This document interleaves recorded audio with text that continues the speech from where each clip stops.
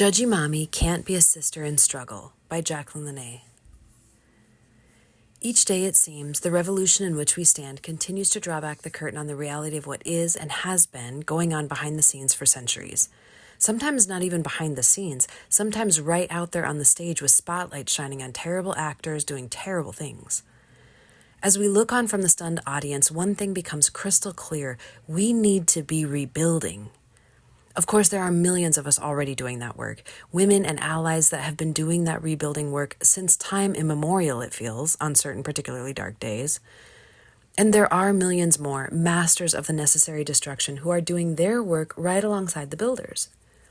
We may be working in different contexts, perhaps even for different reasons, but we are coalesced behind a unifying cause: take down the patriarchy. Lift women into a place of at least equal standing in a better world. Restore all our rights to our bodies, our lives, and our identities. Create a world in which healthy, respectful humans can thrive. The social and collective challenge before us is clear, but there's a slightly less obvious sub-terra shift that has to come first. We have to create space to come together. We have to open ourselves and our communities up to different kinds of feminists and allies that are fighting for the same fundamental cause. And buried in that challenge is an invitation to do a little soul crafting. All over the world, countless women in women-only spaces, women in women-only spaces that are fighting for women, no less, find themselves fighting with each other instead. And the resulting splinters are diluting our effectiveness, time and energy spent on deciding what constitutes a feminist, what behaviors are and aren't acceptable, how women are allowed to show up in these spaces could be far better used to discuss how we win against the establishment. Discussions about whether or not a woman can have plastic surgery or wear makeup or whether her skirt is too short are trite and distracting. We can balance practical realities with political seriousness. Women moving toward us are necessarily moving out of spaces where performing trad femme or even alt trad femme was required. As my sister Gorgon Victoria has discussed in some of our podcasts, we are alienating new feminists and allies to the cause.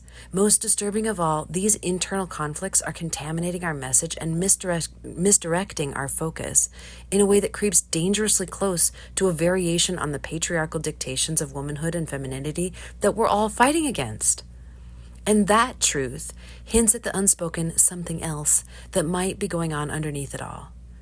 Perhaps these unspoken, even unacknowledged and unconscious desires to control other women are actually rooted in our own unhealed traumas, specifically the mother wound. Last month, we talked about those moments in women's spaces when we feel friction with another woman, and the associated message the universe might be sending us through the mirror of that interaction. We talked about the reality that we might feel judgmental or superior as a cover for feelings of envy. Perhaps we're carrying an unacknowledged shame that we aren't as, quote, good as we perceive another woman to be, or that we feel a sense of guilt that we aren't as successful, or several of 1,000 other scenarios, when in truth, we're actually pissed at racist capitalism and patriarchy for creating systems and standards designed to keep us envious, shameful, and guilty. Deep down, many of us are pissed at the fact that it feels dangerous to be the wild, free, shameless versions of ourselves that we really want to be. We're devastated by the fact that it feels dangerous because it is. But our world, our society, isn't just dangerous because of patriarchal, religious, and capitalistic systems and ideologies. Our personal experiences and belief systems play a significant role in the way that we allow ourselves to show up in the world and the way that we do or don't support other women in doing so. We all have trauma, either passed down from our caregivers or created by our caregivers, whether intentional or not. Father wounds, often referenced as daddy issues, and mother wounds are among the most common, though of course these are not necessarily traumas that came to us through our biological mothers or fathers. A brief reflection on the ideology that permeated the world our mothers were raised in and the societal priorities of the world in which they were mothering provides a pretty clear answer to the question, why are so many of us, particularly women, suffering with mother wounds? It may also offer some insight into why women struggle to be and create safety for each other. The particulars of our wounding are unique, but they have conditions and effects in common. The mother wound is created from an environment in which the emotional and/or spiritual aspects of a child's life are untended, shamed, or just flat ignored. For whatever reason, mom might have been there to feed and clothe and care for the body, but not the inner world. Sound familiar? In our mother's world, where her value was, still is, largely defined by her role, the quality of the job she did raising her children, and measured in her obedience and conformity, it's no wonder the mother wound is so prevalent. And since emotional connection, care, and support were largely unheard of and certainly not prioritized in the context of parenting, it's no surprise that many of us were well kept alive, but with a yawning vacuum in the emotional well-being center of our lives. This translates into a reality in which we aren't fundamentally convinced of our worth. We lack the tools to understand and navigate our emotions, which can create a fear of authentically expressed emotions, both ours and others.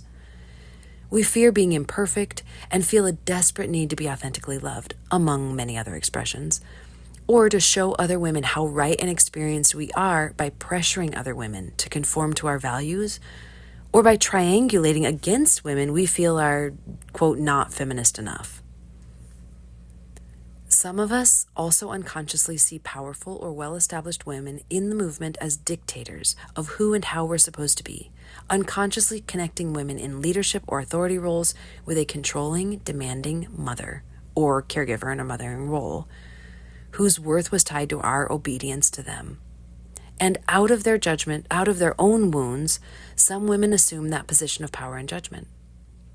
According to the Attachment Project, quote, the reason why the mother wound has such a profound effect on us in childhood and later in life is that it plants seeds of doubt in our minds about our worth, trust in others, and safety in the world around us, end quote.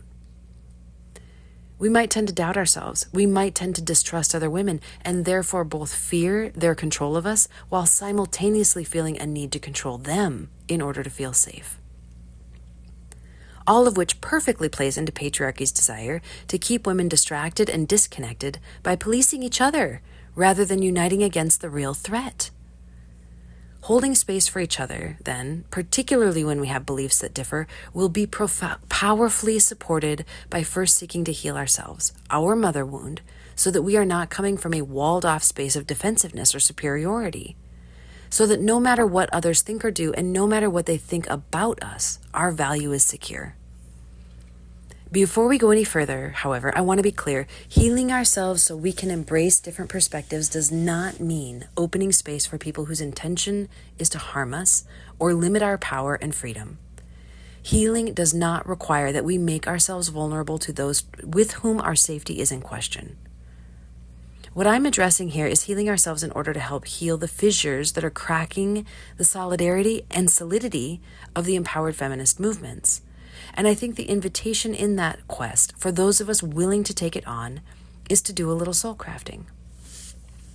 To draw back the curtain on ourselves and investigate what we're really feeling and why. To give ourselves the emotional and spiritual support, guidance, nurturing, and care that our mothers couldn't give us. To heal. Even hopefully to help heal each other. It's the kind of work that can bring peace to our personal lives and provide an unshakable foundation for the growth and empowerment of women's spaces. Incidentally, it's also the kind of work that we will do in the Soulcraft channel of the Medusa Rising Discord server, so feel free to join us there and let us know what kind of support would serve you best. Creating space for women to show up as exactly who we are and how we want to be in the world safely is going to be a long process. And I cannot believe we will achieve that goal for each other by limiting and judging how other women show up in the world or in our movement. Rather, I think we do it by fiercely protecting and defending our sisters and cousins and allies who are showing up exactly the way they want to, as long as they're not intentionally hurting others, knowing they will protect our right to do the same. The truth is, taking down patriarchy does not mean controlling men. We can't control men. It's really hard to control other adult humans, and it's a violation of their sovereignty. We aren't going to make men see us as more valuable by covering ourselves more, or being less pretty, or alternative, or working harder. Men have been abusive and extractive of women for centuries, regardless of what women wore or didn't, what women's bodies looked like, what was our role in society. Men will behave that way until they learn respect for life and see us as sacred beings, as embedded in that life as they are. Changing the way men believe about and treat us begins with our belief about ourselves and our projection and embodiment of that belief. We do that by showing up as our most brilliant, self-expressed, authentic selves, giving their beliefs and expectations about us as little of our energy and attention as possible, while still maintaining enough awareness to stay safe, and celebrating other feminists and yet to be feminists for showing up too. We create safety for women by coming together and being safe for women. We create safety for all of us by healing our own mother wounds and by sistering, stepping out of the role of maternal dictator and into the role of supportive co-conspirator against the oppressor. Because at the end of the day, don't we want more warriors and allies? Ultimately, policing women to control what patriarchy and men are doing to them is still policing women for men. Men have to be the ones to change. Men have to be held responsible. And of course, I'm not pretending that we currently live in a world where that will always happen, obviously. But I do think that things are shifting in that direction. More slowly than we want them to, of course, but they are shifting. And we can support that change by creating more space for more embodied and wholly expressed women in our circles. Our job, as I see it, is to cease orienting our behaviors around men, what we think they want or don't, what we think they'll do or won't, and just be our biggest, most brilliant, uniquely expressed, embodied selves. Our job is to orient toward our authenticity and fiercely protect the authenticity of our friends, sisters, cousins, nieces, daughters, and allies, however they choose to express it, without judgment. Our job is to find ways to connect with, support, and protect each other, despite our differences, and throw up the middle finger to the opinions and perspectives of men.